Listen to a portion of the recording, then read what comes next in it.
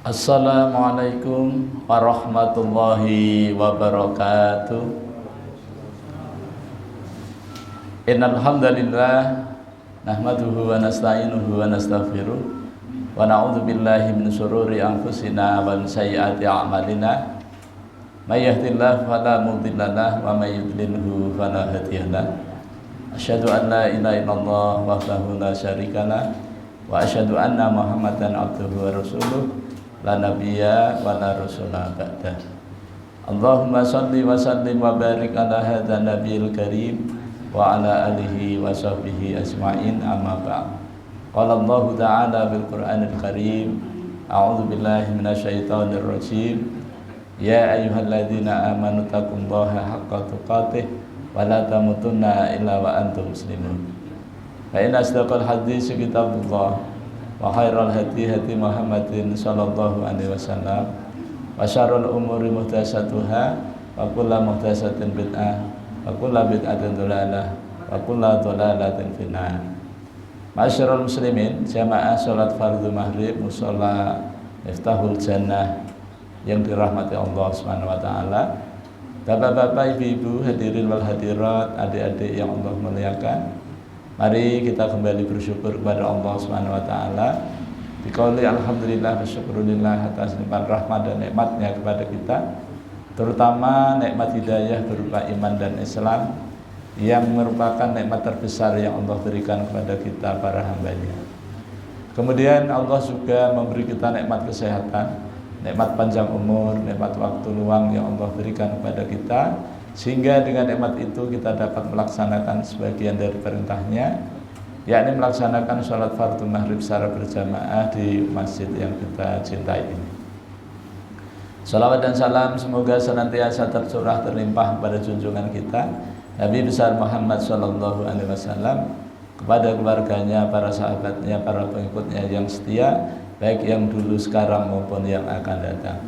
Mudah-mudahan kita semua yang hadir di majelis yang mulia ini atau siapa saja yang menyaksikan tayangan ini dicatat oleh Allah Subhanahu wa taala sebagai hamba-hamba Allah yang taat, yang takwa, calon-calon penerima syafaat yang agung dari baginda Nabi sallallahu alaihi wasallam atas izin Allah Subhanahu wa taala kelak pada hari kiamat. Amin ya rabbal alamin. Bapak-bapak, ibu-ibu, hadirin wal hadirat yang dirahmati Allah Subhanahu wa taala, adik-adik yang Allah muliakan, alhamdulillah kita kembali bertemu dalam suasana kebaikan, sehat badan, afiah batin. Ini merupakan nikmat Allah yang wajib kita syukuri agar Allah Subhanahu wa taala senantiasa menambahkan nikmatnya kepada kita. Jangan sampai kita termasuk orang-orang yang kufur nikmat. Ketahuilah sesungguhnya azab Allah amat sangat pedih. Malam ini kita berada di tanggal 17 Jumadil Awal, bulan yang kedua, bulan yang kelima, 1447 Hijriah, bertepatan dengan tanggal 7 November 2025 Miladiyah. Kita akan melanjutkan kajian kita Ma'rifatul Quran fi Tarjamatil Quran, mengenal Al-Quran melalui tarjamahnya, dalam rangka untuk meningkatkan kualitas iman dan takwa kita kepada Allah Subhanahu wa taala semata. Tema kita pada malam hari ini adalah mengenal keistimewaan istiqomah. Mengenal keistimewaan istiqomah. Allah Subhanahu wa taala banyak surah, banyak ayat memberitahu kepada kita, baik dalam bentuk perintah maupun perintah dalam bentuk pernyataan. Tidak kurang dari 14 surah dan ayatnya banyak ya. Ada di antara di surah Al-Fatihah ayat 6 ya, di situ ada doa ihdinas shiratal mustaqim. Kemudian di surah At-Taubah di ayat 7 di situ juga ada kalimat istiqomah. Di surah 10, surah Yunus ayat 25 dan 89. Di surah Hud ada di ayat 112. Kemudian di surah Al-Hajj, surah nomor 22 ayatnya 54, surah Al-Mu'minun ayat 73, surah An-Nur surah 24 ayat 46. Kemudian di dalam surah Fussilat surah 41 ayat 6 dan juga ayat 30.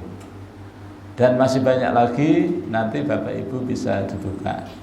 Nah, dari sekian banyak surah yang berbicara tentang istiqomah ini, diantaranya di surah Al-Ahqaf surah 46 ayat 13 Allah menyatakan, innal ladzina qalu rabbunallahu tsumastaqamu fala khaufun 'alaihim wala hum yahzanun.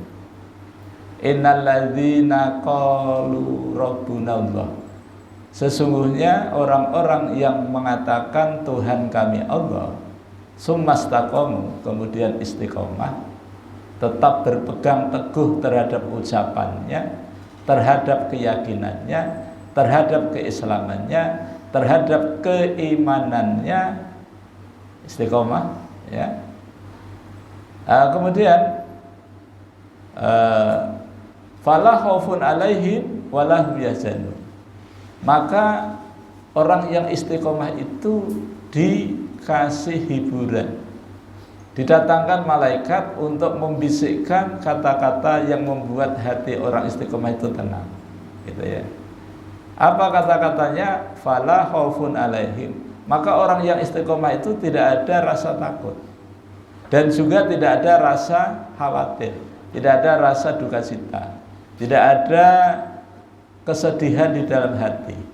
Misalnya ada orang yang meninggal dunia, orang yang sakaratul maut, ya, maka orang itu didatangi malaikat, dihibur oleh malaikat, ya. Hiburannya adalah fala takhafu wala tahzan, janganlah kamu takut dan jangan kamu berduka cita. Takut menghadapi perkara yang akan datang, ya, perkara yang akan datang, kita menghadap suatu kehidupan tanpa batas, ya, mulai dari alam barzah, nanti kiamat, di padang mahsyar, yaumul hisab, hari berbangkit, kemudian meniti sirat sampai surga dan neraka. Ini semua perjalanan di akhirat itu diawali dari kita meninggal dunia. Dan orang yang istiqomah, memegang teguh terhadap keimanannya, maka dihibur oleh malaikat, wala tahinu wala tahzanu, wala takhafu wala tahzanu, dan tidak ada duka cita di dalam hati terhadap yang ditinggalkan. Orang yang meninggal dunia itu meninggalkan segala bentuk yang dimiliki, harta bendanya, pangkatnya, kedudukannya, anaknya, istrinya, semuanya ditinggalkan. Tapi bagi orang yang istiqomah, maka dihibur, nggak usah berduka cita, ya. Pokoknya Allah akan menjaga ahli warismu dengan baik. Kenapa? Kalau kamu istiqomah, maka keluargamu akan melihatmu sebagai orang yang istiqomah. Jadi orang yang istiqomah itu memiliki keistimewaan yang luar biasa. Kemana-mana itu didampingi oleh para malaikat. Dan para malaikat itu senantiasa membisikkan kita ke dalam hal-hal yang baik. Misalnya kita melaksanakan perintah Allah, yaitu sholat. Banyak ayat yang memerintahkan kepada kita agar kita menegakkan sholat, ya. Ketika kita melaksanakan sholat, yang sholat fardu sehari selama malam 5 waktu, yang hanya 17 rakaat itu, dan apabila kita kerjakan dengan berjamaah, ya, dilaksanakan dengan istiqomah, maka kita akan mendapatkan keistimewaan. Jadi orang yang istiqomah itu adalah orang yang melaksanakan amal soleh yang didasari dengan iman yang mantap, ya, walaupun kecil, walaupun sedikit, tapi dikerjakan terus menerus. Misalnya sholat berjamaah terus sampai ajal menjemput kita. Misalnya amal solehnya infak, setiap subuh berinfak, ya. Walaupun tidak banyak, tapi setiap subuh infak. Setiap subuh infak. Mungkin cuma 5.000, 10.000, paling besar 100.000. Tapi kalau itu kita kerjakan setiap subuh, ya, maka kita mendapatkan keistimewaan yang luar biasa. Kata ulama, orang yang istiqomah itu lebih baik daripada 1000 karamat. Al istiqomatu khairun min alfi karomatin. Jadi orang yang melakukan amal dan istiqomah itu itu lebih baik daripada 1000 karomah. Padahal kita punya satu karomah saja, satu kemuliaan saja viral di muka bumi, ya, maka itu Masya Allah luar biasa. Apalagi 1000 karomah. Dan itu tidak lebih baik kalau dibandingkan dengan istiqomah. Dan melaksanakan istiqomah itu wajib karena ada perintah, ya. Di mana perintahnya? Di surah Hud, surah 11 ayat 112. Allah SWT berfirman, fastaqim kama umirta wa man taba ma'aka wala ya betul ya. Coba ada dibuka ya aplikasi di surah Hud, surah 11 ayat 112. Sebabnya mirip-mirip, ya. Fastaqim kama umirta wa man taba ma'aka wala apa itu lanjutannya? Wala tadhu wala ayat itu, ya. Terus lanjutannya yang gini, innahu bima ta'maluna basir, ya. Pak Sik, tolong dibuka, nanti bujur lah itu bunyinya itu. Bujur ya? Iya, insya Allah. Kalau nggak bujur, pemirsa nanti membujurin. Fastaqim di sini fi'il amar, dalam bentuk perintah. Fastaqim, maka istiqomahlah, maka berkonsistenlah, berpegang teguhlah, tetap pada pendirian. Gitu. Dalam apa? Dalam melaksanakan perintah, dalam kita berada di kebenaran, ya. Dalam kita berdakwah, dalam kita beribadah, kita disuruh oleh Allah untuk istiqomah. Memang ayat ini yang pertama Allah menyuruh pada Nabi, karena Nabi yang melaksanakan tugas yang berat ini. Makanya Nabi mengatakan, Nabi itu setelah menerima wahyu surah Hud ini, beliau mengatakan saking beratnya beban beliau sampai beliau itu beruban. Jadi beliau beruban itu karena bebannya berat. Tapi ini mohon maaf ya, bagi bapak-bapak yang rambutnya putih, bukan berarti bebannya berat, ya. Tapi karena memang sudah saatnya putih gitu. Tapi rambutnya Rasulullah itu yang putih hanya beberapa helai, dan itu disebabkan karena beliau menerima wahyu surah Hud ini. Karena di situ ada perintah istiqomah, dan istiqomah itu berat. Kata Nabi berat. Nah, nanti akan kita jelaskan di mana letak beratnya. Karena orang yang istiqomah itu, ketika kita dihadapkan suatu ujian, ya, yang menyakitkan, kita harus sabar. Dan kesabaran itu tanpa batas, kesabaran itu tanpa tepi. Dan ketika kita diuji dengan kenyamanan, kebahagiaan, maka kita harus bersyukur tanpa syarat. Ketika kita itu disakiti orang, dizalimi orang, maka kita dianjurkan untuk memaafkannya, sekalipun dia tidak minta maaf. Kemudian yang keempat, orang yang ketika kita menzalimi orang, maka kita segera minta maaf dan memperbanyak istighfar. Nah, 4 ini mesti kita lakukan, dan itu semuanya berat. Hanya Rasulullah SAW yang bisa melaksanakannya. Tapi karena ini Al-Quran juga petunjuk, ya, untuk kita, maka kita juga harus melaksanakan perintah istiqomah ini. Fastaqim kama umirta. Jadi istiqomahlah terhadap apa yang diperintahkan Allah kepadamu Muhammad. Perintahnya disingkat dua saja.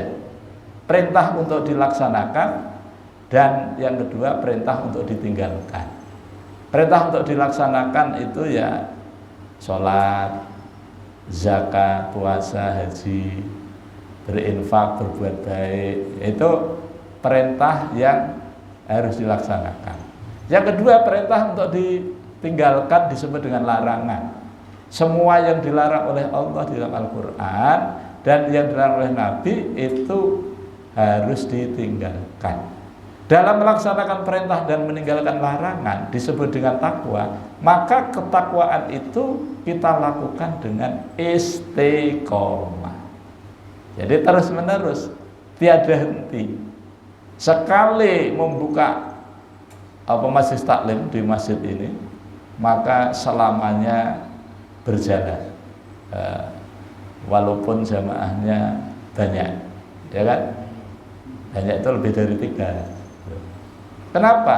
Karena yang dinilai bukan banyaknya jamaah, tapi pelaksanaan program taklim. Kenapa kok luar biasa? Karena program taklim itu adalah pelaksanaan perintah Allah. Allah menyuruh kita untuk belajar, Rasulullah juga menyuruh kita untuk belajar, dan tempat belajar itu disebut dengan majelis taklim. Majelis di mana kita mempelajari ilmu agama yang sumbernya Al-Quran dan As-Sunnah. Bapak-bapak, ibu-ibu, hadirin dan hadirat yang dirahmati Allah Subhanahu wa taala. Jadi apapun yang diperintahkan Allah di dalam Al-Quran, semampu kita kerjakan, tapi kita kerjakan dengan istiqomah. Ya. Ada ayat yang memerintahkan wattaqullah bimastata'tum. Bertakwalah kamu kepada Allah sesuai dengan kesanggupan kalian. Jadi kalau melaksanakan perintah itu semampu kita, ya, semampu kita. Mungkin kita belum bisa sholat tahajud 11 rakaat. Mungkin kita mampunya baru 2 rakaat, witirnya 1, tidak apa-apa. Tapi dilakukan terus-menerus setiap malam. Mungkin kita belum bisa sholat duha 12 rakaat, ya kita laksanakan 2 rakaat dulu. Mungkin kita belum bisa sholat fardu 5 waktu, ya sholat dulu ya 1 waktu bagi anak-anak ya yang masih balita, yang umur 7 tahun mungkin latihan sholat subuh, nanti kalau sudah dulu sampai isya. Bagi bapak ibu yang pernah jadi anak, tidak apa-apa, semampu dalam melaksanakan perintah Allah ini. Tapi bukan berarti ulun menyuruh pian sholat fardunya cuma 1 waktu, bukan. Artinya melaksanakan perintah semampunya. Allah menyuruh kita berzakat, tapi kalau kita belum mampu, ya enggak apa-apa. Karena zakat itu harus diikat dengan haul dan nisab. 1 tahun waktunya, nisabnya 85 gram emas. Ya, kalau dirupiahkan, misalnya nggak punya emas, tapi kita punya penghasilan selama 1 tahun, nilainya seharga 85 gram emas. Sekarang emas 2.400.000, 2.401 gram. Ya, kalau 85 ya tinggal dikalikan 2. Dulu waktu emas 500.000 ya murah. Waktu 100.000 apa lagi murah ya kan? Dulu 40 juta aja sudah keluar. Sekarang kalau kita punya uang 100 juta belum sampai nisabnya, ya kan? Ya gitu. Kenapa? Karena harganya mahal, ya gitu ya. Nah ini. Nah kemudian kalau kita belum sampai, ya enggak dibebani. Cuma kita dianjurkan untuk latihan, yaitu sedekah, infak semampu kita. Nah, apa yang diperintahkan Allah kepada Rasulullah, Allah menyuruh agar dikerjakan dengan terus-menerus. Wa man taba ma'aka, dan terhadap orang-orang yang bertaubat bersamamu. Karena para sahabat itu dulu tidak semuanya seperti Abu Bakar, tidak semuanya seperti Umar, dan tidak semua seperti Ali. Sahabat-sahabat Nabi itu punya latar belakang yang berbeda. Misalnya Umar sebelum masuk Islam, sebelum dapat hidayah, beliau memusuhi Islam, bahkan mau membunuh Rasulullah, ya kan? Tapi alhamdulillah dapat hidayah. Nah, kemudian setelah masuk Islam, maka Islam menjadi berjaya, kan? Abu Bakar ketika masuk Islam, kemudian banyak orang yang masuk Islam lewat Abu Bakar. Berapa banyak pahala Abu Bakar? Ya, panen pahala dari orang-orang yang masuk Islam lewat Abu Bakar, ya kan? Dan masih banyak sahabat-sahabat dulu itu musyrik, kafir, tapi ketika dapat hidayah, masya Allah, ya, luar biasa para sahabat itu. Kalau kita baca sirah sahabat itu, dari 104 sahabat yang pernah kami ikuti, itu tidak ada yang latar belakangnya mulus. Artinya sejak lahir muslim, enggak. Ya kalau kita ini kan bukan sahabat, umatnya Nabi kan, sejak lahir muslim, ya alhamdulillah gitu kan.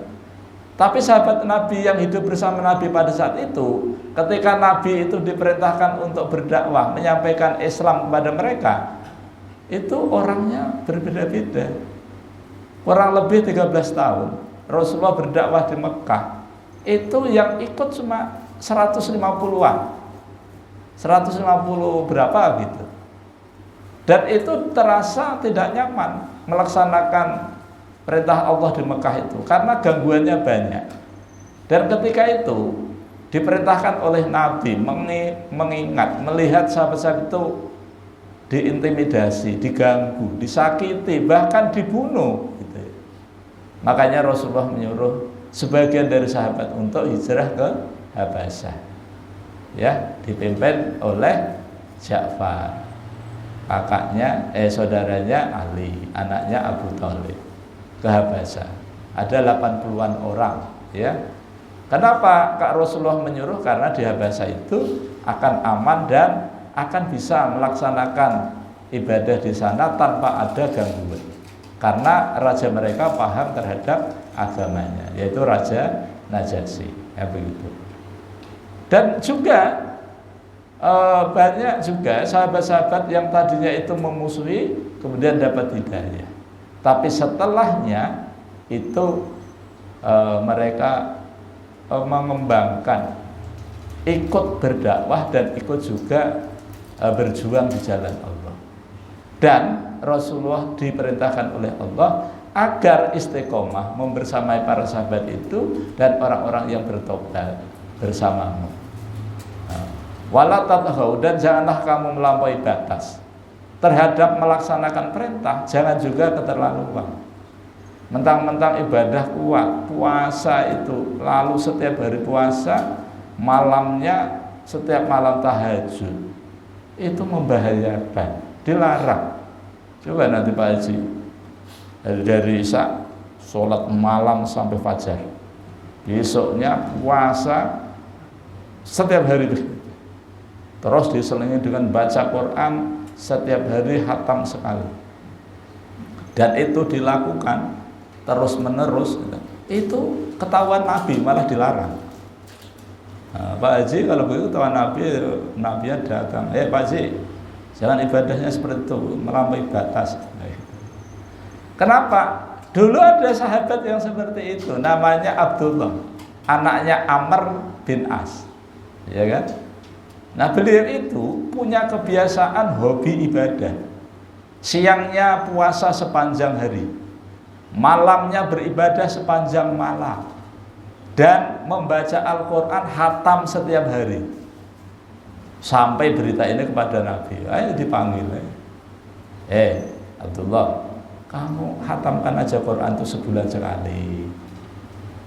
Mendengar begitu, ya Rasulullah, saya itu masih muda, kalau cuma sehari 1 juz sebulan kurang, ya udah 20 hari masih kurang, 10 hari masih kurang, ya udah kalau begitu 3 hari sekali, jangan membantah gitu. Terus Pada waktu itu belum ada perintah puasa yang macam-macam gitu ya. Ya Rasul, kalau saya itu puasa setahun sekali itu kurang ya Rasul. Ada nggak puasa lain selain yang tahunan ini? Ya udah, kamu puasa sunnah aja sebulan sekali. Masih kurang Nabi. Udah 3 kali ya, yang lebih mungkin ya. Nah, masih kurang Nabi. Ya udah seminggu 2 kali, Senin Kemis. Masih kurang, Nabi saya ini masih muda. Ya udah puasa Daud. Sehari puasa, sehari tidak. Nah, terus salat malamnya gimana? Ya jangan sepanjang malam. Karena di dalam tubuh kita ini ada hak yang harus dipenuhi. Mata punya hak, telinga punya hak, perut punya hak. Lapar ya makan, ngantuk ya guring, ya kan? Nah itu punya hak. Jadi walaupun ibadah semampunya aja. Begitu tua gitu ya, Abdullah tua kan panjang umur nih Abdullah. Begitu tua, ingat dia, wah, kalau sekiranya saya dulu itu menerima masukannya Rasulullah, misalnya saya tidak keberatan, menyesal dalam kebaikan. Nah itu. Jadi supaya kita istiqomah, tipnya lakukan kebaikan itu nggak usah banyak, nggak usah besar, kecil tapi terus menerus. Misalnya infak ya, infak itu misalnya 1 juta, tapi sekali infak setahun nggak infak, misalnya gitu. Coba untuk melatih supaya istiqomah gimana? Supaya setiap hari tukarkan uang 1 juta itu yang puluhan ribu kan nanti jadi 100 lembar. Nah 100 lembar ini maka 1 hari 10.000, besok masih hidup 10.000, besok pagi masih hidup 10.000, berarti 100 hari. 100 hari itu kan 3 bulan lebih.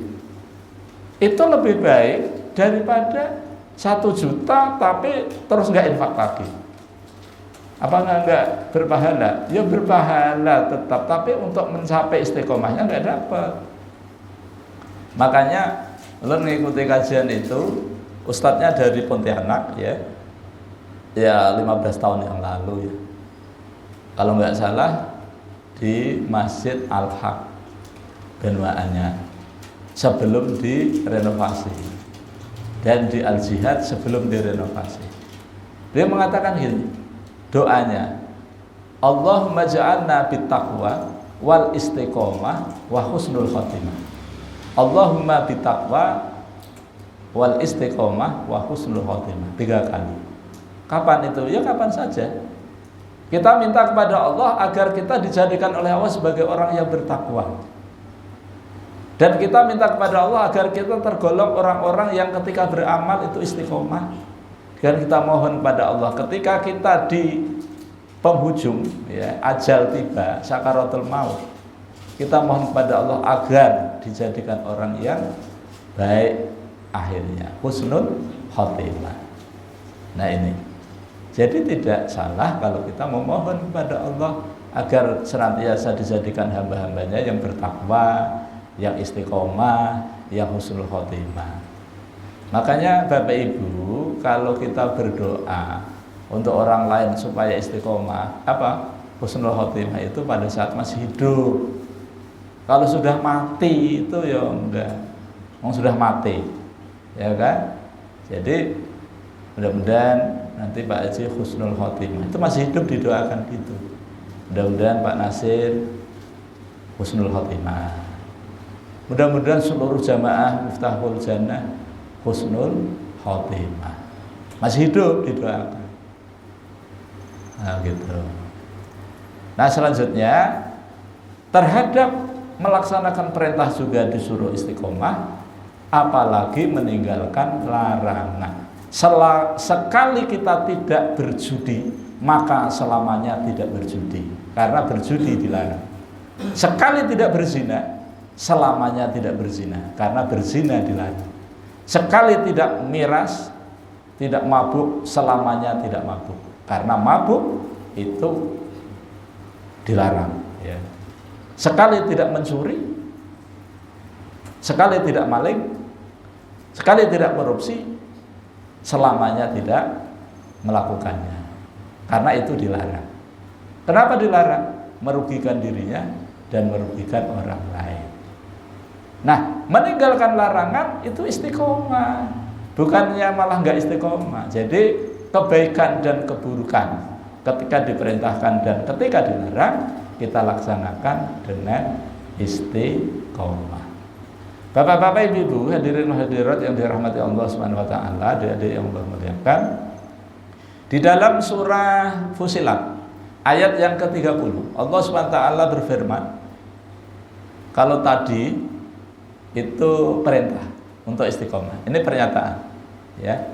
Innal ladzina qalu rabbunallah tsumastaqamu tatanazzalu alaihimul malaikatu alla takhafu wa la tahzanu wa absiru bil jannati allati kuntum tu'adun. Innal ladzina qalu rabbunallah, sesungguhnya orang-orang yang mengatakan Tuhan kami Allah, orang yang mengatakan dua kalimat syahadat, menunjukkan bahwa dia itu muslim, kemudian dia meyakini dengan syahadat itu maka dia itu mukmin, dia mengucapkan kalimat tauhid la ilaha illallah, ya, kemudian istiqomah terus menerus dipegang sejak itu sampai nanti, tatanazzalu alaihimul malaikah, maka Allah turunkan beberapa malaikat. Ngapain malaikat itu diturunkan? Untuk memberikan bisikan-bisikan yang baik, untuk menemani orang yang istiqomah tadi. Apa bisikannya? Allah takhafu wa la tahzanu. Wahai Allah, kamu nggak usah takut ya menghadapi apapun. Kamu sudah dijamin, gitu. Ketika sakaratul maut, tenang-tenang ya. Kamu sudah dikasih kesempatan untuk masuk surga yang dijanjikan Allah, gitu ya. Wa absiru bil jannati allati kuntum tu'adun, dan diberi kabar gembira terhadap surga yang telah dijanjikan oleh Allah kepadamu. Mana janji itu? Banyak di Quran. Innal ladzina amanu wa amilus solihati annalahum jannatin tajri min tahtihal anhar. Ya, orang-orang yang beriman dan beramal soleh, maka dia diberi surga, di bawahnya mengalir sungai-sungai. Wah, itu kabar gembira. Untuk siapa? Untuk orang yang beriman dan beramal soleh. Maka sekali kita mengucapkan kalimat tauhid, sekali kita mengucapkan Tuhan kami Allah, kemudian kita istiqomah terus menerus kita pegang, maka kita dikasih kabar gembira dengan surga. Dan setiap kali ada ayat tentang innal ladzina kafaru min ahli innal ladzina kafaru min ahli kitabi wal musyrikin fi nari jahannam khalidina fiha ulaika hum syarrul bariyah. Sesungguhnya orang-orang kafir dari kalangan ahlul kitab, orang Yahudi dan Nasrani, dan orang-orang musyrik dari kalangan orang-orang Mekah ketika Rasulullah diutus sampai sekarang, bagi yang kafir dan musyrik juga, karena ayat ini sampai hari kiamat tetap berlaku kepada siapapun, ya, maka mereka itu diletakkan Allah di jahanam, di neraka jahanam, dan mereka kekal, dan mereka mendapatkan gelar syarrul bariyah, seburuk-buruk makhluk. Lalu ditemani innal ladzina amanu wa amilus solihati ulaika hum khairul bariyah. Sesungguhnya orang-orang yang beriman dan beramal soleh, maka dia mendapatkan gelar khairul bariyah, sebaik-baik makhluk. Apakah mendapatkan surga? Iya. Ayat yang selanjutnya, ayat yang ke-8, jazaohum inda rabbihim jannati adnin tajri min tahtihal anhar. Balasan bagi orang yang beriman dan beramal soleh tadi, yang mendapatkan gelar sebaik-baik makhluk tadi adalah surga Aden, mengalir di bawahnya sungai-sungai. Berapa lama? Khalidina fiha abadan abada. Mereka berada di dalam selama-lamanya. Ya. Kenapa? Karena mereka ridho kepada Allah dan Allah ridho kepada mereka. Dzalika liman khasyiya rabbah. Yang demikian ini disiapkan bagi orang-orang yang takut terhadap Allah SWT. Takut kalau tidak bisa melaksanakan perintah dengan baik, takut kalau kita tidak bisa meninggalkan larangan secara baik. Nah, oleh karena itu kita dianjurkan untuk senantiasa istiqomah supaya kita mendapatkan keistimewaannya. Di ayat berikutnya ayat 31, potongan ayatnya di sana ada kalimat nahnu auliyaukum fil hayati dunya wa fil akhirah. Kata para malaikat kepada orang-orang yang istiqomah tadi datang, jangan khawatir, jangan terkejut ya. Kami adalah penolong-penolongmu. Kapan? Di dalam kehidupan di dunia. Sampai kapan? Wa fil akhirah, dan sampai kehidupan di akhirat. Jadi orang yang istiqomah itu punya keistimewaan diberi oleh Allah.